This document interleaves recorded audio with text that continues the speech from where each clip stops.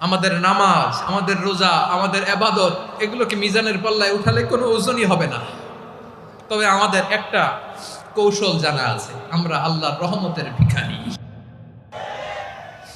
আমরা সেদিন আগেই গুনার স্বীকৃতি দিয়ে দেব। আমরা বলবো, আল্লাহ তুমি প্রশ্ন করার আগে তোমার একটা কথা বলি, আমারে কিছু জিজ্ঞেস করো না, আমি সব করেছি।